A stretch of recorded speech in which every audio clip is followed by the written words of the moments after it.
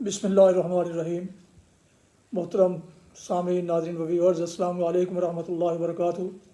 امید کرتا ہوں کہ آپ اللہ تعالیٰ کے فضل و کرم سے خیریت سے ہوں گے۔ اللہ تعالیٰ آپ کو، آپ کے اہل خانہ کو ہمیشہ اپنی زمان میں رکھے۔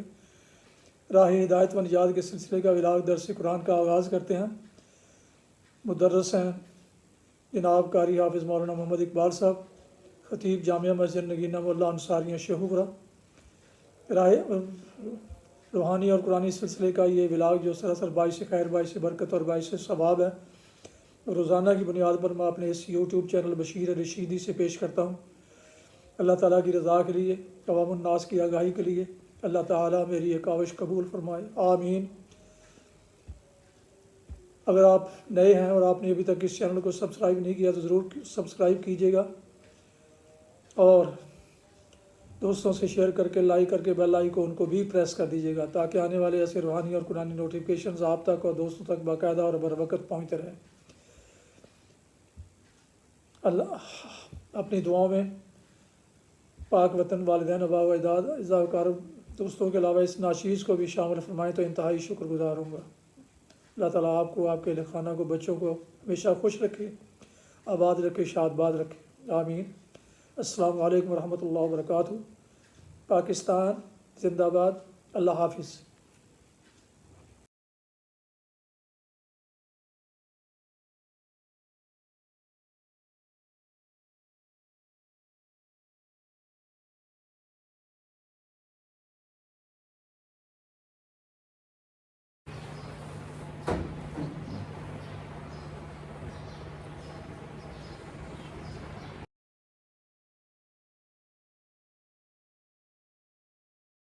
الحمد لله وكفى والصلاة والسلام على من لا نبي بعده أما بعد فأعوذ بالله من الشيطان الرجيم بسم الله الرحمن الرحيم ومن حيث خرجت فول وجهك شطر المسجد الحرام وإنه للحق من ربك وما الله بغافل عما تعملون ومن حيث خرجت فول وجهك شطر المسجد الحرام وحيث ما كنتم فولوا وجوهكم شطره لئلا يكون للناس عليكم حجة إلا الذين ظلموا منهم فلا تخشوهم واخشوني ولأتم نعمتي عليكم ولعلكم تهتدون صدق الله العظيم۔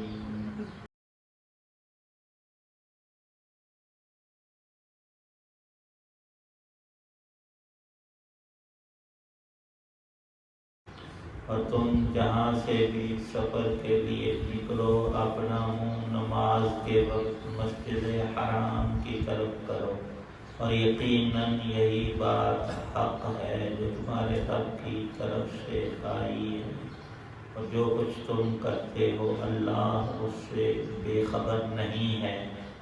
اور جہاں سے بھی تم نکلو اپنا منہ مسجد حرام کی طرف کرو، اور تم جہاں کہیں ہو اپنے چہرے اسی کی طرف رکھو، تاکہ لوگوں کو تمہارے خلاف حجت بازی کا موقع نہ ملے۔ البتہ ان میں جو لوگ ظلم کے خوگر ہیں وہ کبھی خاموش نہ ہوں گے، سو ان کا کچھ خوف نہ رکھو، ہاں میرا خوف رکھو، اور تاکہ میں تم پر اپنا انعام مکمل کر دوں، اور تاکہ تم ہدایت حاصل کر لو۔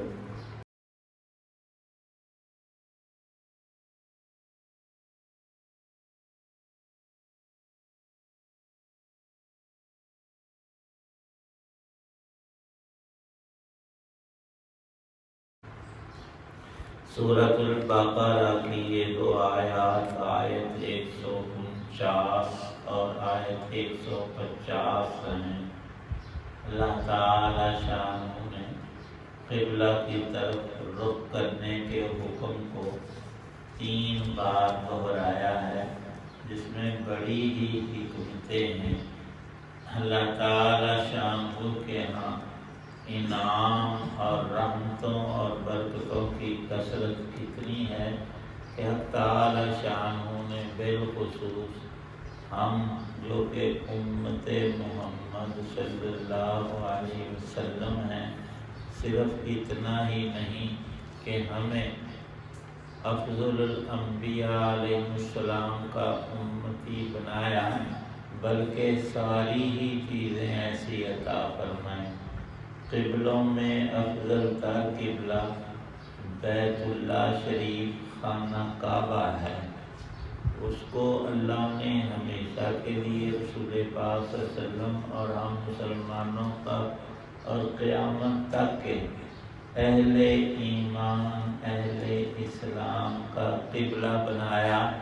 تم جب بھی نماز پڑھو تو خانہ کعبہ شریف کی طرف منہ کر کے پڑھو۔ اب اس میں بالخصوص 3 صورتیں ہیں۔ اگر وہاں مکہ مکرمہ میں ہم موجود ہوں، لوگ دنیا کے سب مقامات سے حج اور عمرے کی غرض سے وہاں جاتے ہیں۔ مسجد حرام کو حرام اس لیے کہا جاتا ہے، وہاں ادنا سی نافرمانی رب کی وہ بھی حرام ہے، بلکہ خلاف اولا، بلکہ اس سے آگے حکم یہ ہے کہ یہ حرم پاک ہے، محترم ہے، اور اس کا احترام اور عظمت یہ بھی ہے کہ وہاں کسی درخت کا پتا توڑنے کا بھی حکم، اور یہ قدیم سے چلا آتا تھا۔ سیدنا ابراہیم علیہ السلام کے زمانے سے ہی یہ تقدس ہمیشہ کے لیے رہا کہ لوگوں کی آپس میں لڑائیاں، قتل و غارت، جنگ و جدل ہوتے ہی رہے ہیں۔ وہاں مکہ شریف کے اندر حرم پاک میں کسی شخص کے باپ کا قاتل بھی سامنے آ جاتا، وہ اس سے تعلق اس کو چھیڑتا اور دیکھتا بھی نہیں تھا کہ یہاں بدلہ لینا، خون بہانا بالکل ہی رب کو پسند ہے۔ یوں تو قتل ویسے بھی حرام ہے، لیکن معاملہ یہ تھا کہ یہ قاتل میری آنکھوں کے سامنے جس نے ناحق میرے باپ کو مارا تو میں اسے مار دوں؟ نہیں۔ تو وہاں کے احکام ہی نرالے اور عظمت والے اور تقدس کی وجہ سے مسجد حرام اس کو فرمایا کہ سب سے زیادہ محترم جگہ دنیا میں وہی ہے۔ اس کی وجوہات بہت لکھی ہیں مفسرین نے کہ جب اللہ نے زمین پہلے پانی پیدا کیا، زمین کے اندر سے ایک بلبلہ اٹھایا اور پھر اس کو مٹی کی شکل زمین کو دی، تو سب سے پہلا حصہ پانی سے جو باہر نمودار ہوا وہ وہی ہے جہاں پر خانہ کعبہ شریف بنا ہوا،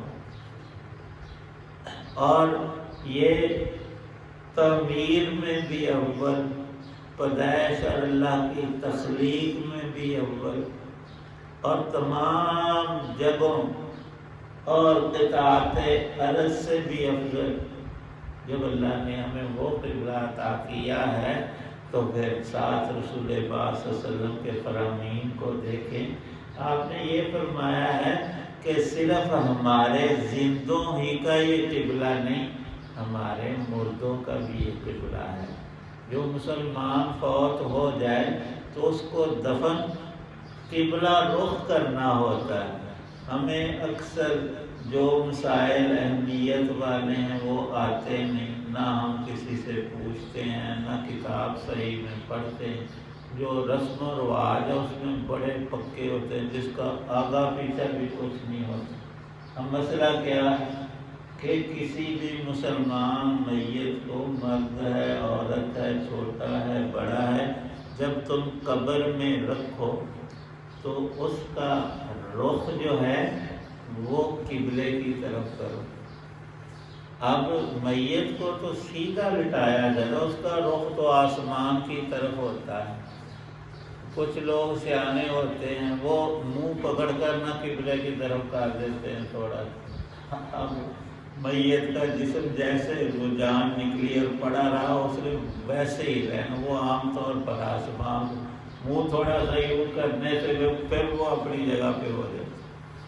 طریقہ شرعی یہ لکھا ہے کہ اس کی کروٹ تھوڑی سی یا تو دیوار کے ساتھ قبر کی دی یا پیچھے کوئی کچی مٹی اینٹ رکھ کر تھوڑا سا اسے سہارا دیا جائے بائیں کندھے میں، زیادہ نہیں، اس کو کروٹ کے بال نہیں کرنا، تھوڑا سا یہ جو بایاں کندھا ہے اٹھائیں گے تو اس کا سینہ اور چہرہ خود ہی قبلے کی طرف ہو، تھوڑا سا، یہ ہم نہیں کرتے۔ باقی مسئلے مسائل بڑے جو کرنے کی بات ہے کہ رسول پاک صلی اللہ علیہ وسلم کا فرمان ہے ہمارے زندوں کا قبلہ بھی بیت اللہ خانہ کعبہ اور ہمارے مردوں کا قبلہ بھی بیت اللہ شریف خانہ کعبہ ہے۔ نہلانے میں وہ ڈیوٹی لگائی ہوتی ہے، دیہاتوں میں تو ہوتی ہی امام کی ڈیوٹی ہے، محلوں میں بھی کچھ نہانے والے نہلانے والے نہیں، گھر کے افراد کو خود نہلانا چاہیے۔ باپ ہے تو اس کے بیٹے بھائی سے غسل دیں، لوکاں دے ہتھی پا دینا، اچھی طرح نہلائیں چھوڑیں جو مرضی کرتے نا، جو کام بندہ خود اپنا آپ کرتا ہے وہ دوسرا کیسے انجام دے سکتا؟ کبھی بھی نہیں، اور کبھی بھی نہیں۔ عورت فوت ہوئی ہے تو گھر کی مستورات اسے غسل دیں، طریقہ نہیں آتا تو پوچھ لیں، سیکھ لیں، کسی نہلانے والے کو جب ہم ڈیوٹی دے دیتے ہیں 3000 روپیہ دیں تمہاری خدمت کریں گے نا، یہ ہمارا اپنا کام ہے، ہم خود کریں۔ نہلانے والے یا والی کو پاس کھڑا کر لیں، وہ بتاتے جائیں ہم کرتے۔ اب نہلانے کے بعد ایک مسئلہ اہم یہ بھی ہوتا ہے جو بالکل کیا ہی نہیں، کوئی بھی نہیں کرتا، حالانکہ موجود ہے حدیث پاک میں شرعی احکام کے اندر صراحت کے ساتھ ہے کہ میت کو جب غسل دے لو تو اس کا سر اور دار تھوڑا سا پیچھے سے ٹیک اسے لگا کر ہاتھوں سے اسے آگے کر کے تو اس کا پیٹ جو ہے نا، یہ پیٹ یہ ہاتھ کے ساتھ تھوڑا سا ملو نیچے کی طرف، اگر کوئی نجاست وغیرہ پوٹی وغیرہ نکلتی ہے تو استنجا کر دو، اسے اچھی طرح دھو دو۔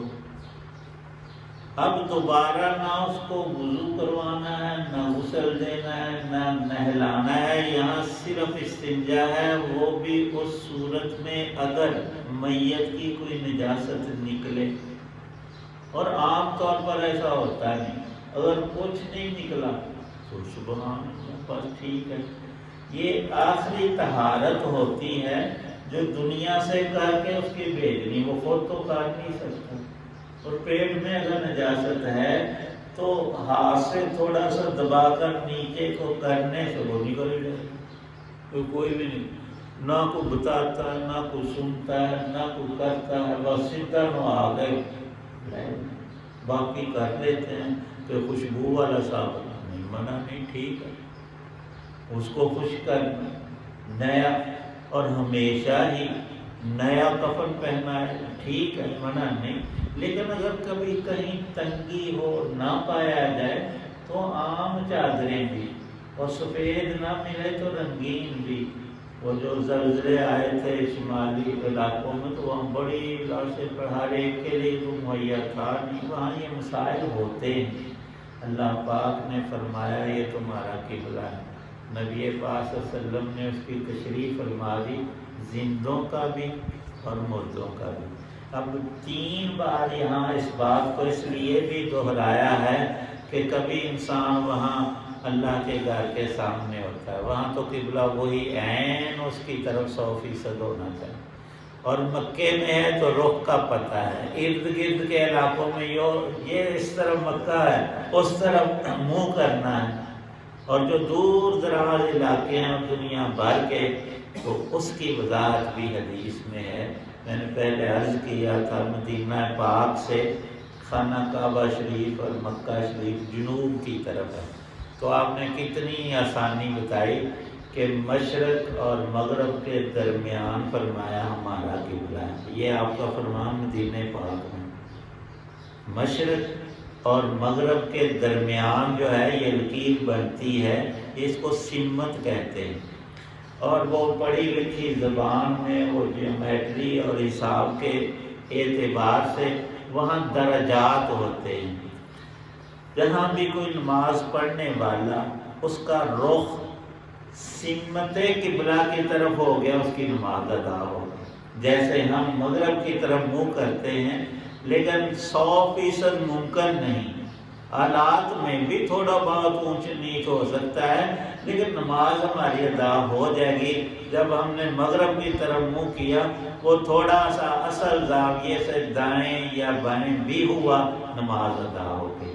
یہ سہولت عطا فرمائی ہے حق تعالی شانہ نے۔ اور یہ بھی کہ انسان جس حال میں ہو، جس جگہ پر ہو، جس وقت میں ہو، اس نے نماز پڑھنی ہے تو رخ قبلے کی طرف۔ ہاں، اگر کوئی مریض ہے تو مریض کے بہت سارے احکامات کے اندر چھوٹ ہے۔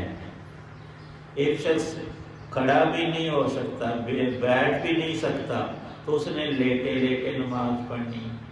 لیٹے لیٹے اگر اس کا سینہ اور چہرہ ہو سکتا ہے قبلے کی طرف، اس کے 2 طریقے لکھے ہیں۔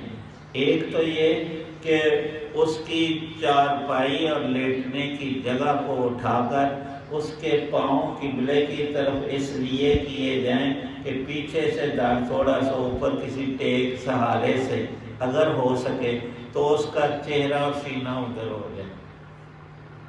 اور دوسرا یہ کہ اگر وہ لیٹے لیٹے کروٹ کے بل لیٹ سکتا ہے تو پھر ایسے ہی شمالن جنوباً وہ اپنا رخ ادھر کر لے۔ اور اگر ہسپتال میں کوئی ایسی جگہ ہے کہ یہ باتیں وہاں ہو نہیں سکتی، تو پھر جیسے وہ لیٹا ہے اس کا مسئلہ بھی یہاں لکھا ہے۔ یا کوئی جنگل میں کوئی ایسی جگہ پر اکیلے میں کوئی بتانے والا نہیں، خود پتہ نہیں، تو تحری لکھا ہے اپنے اندازے سے کہ شاید ادھر قبلہ ہو، نماز نہ چھوڑے، نماز پڑھ لے۔ پھر اس نے اپنا ایک ارادہ تو کیا کہ میں تو قبلے کی طرف، لیکن اسے پتہ نہیں تھا مغرب ادھر ہے، اس نے شمال جنوب کسی بھی طرف نماز پڑھ لی، تو اللہ فرماتے ہیں میں نے قبول کر لی، اب دوبارہ پڑھنے کی تمہیں ضرورت نہیں ہے۔ یہ سارے مسائل اور اس کی تصریح ان آیات کے اندر موجود ہے۔ اللہ پاک ہمیں دین کی صحیح سمجھ اور عمل کی توفیق۔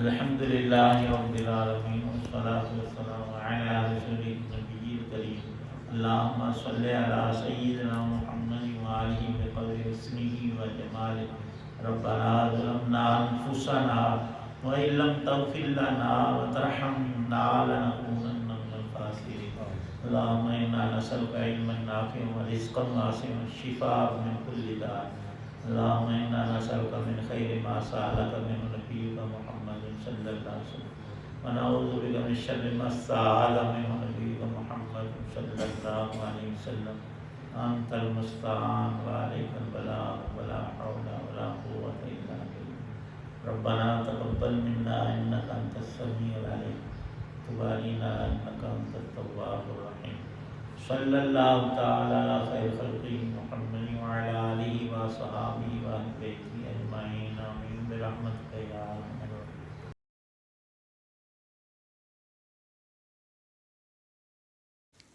محترم ویورز، ابھی آپ سن رہے تھے اور دیکھ رہے تھے راہ ہدایت و نجات کے سلسلے کا ولاگ درس قرآن۔ آج کے درس میں سورہ البقرہ کی آیات مبارکہ 149 اور 150 کی تلاوت، ترجمہ اور تفسیر بیان کی گئی۔ مدرس تھے جناب مولانا محمد اقبال صاحب، اور روحانی اور قرآنی سلسلے کا یہ ولاگ جو سراسر باعث خیر، باعث برکت اور باعث ثواب ہوتا ہے روزانہ کی طرح، آج بھی اسے میں نے اپنے یوٹیوب چینل بشیر رشیدی سے پیش کیا۔ اللہ تعالیٰ کی رضا کے لیے، عوام الناس کی آگاہی کے لیے۔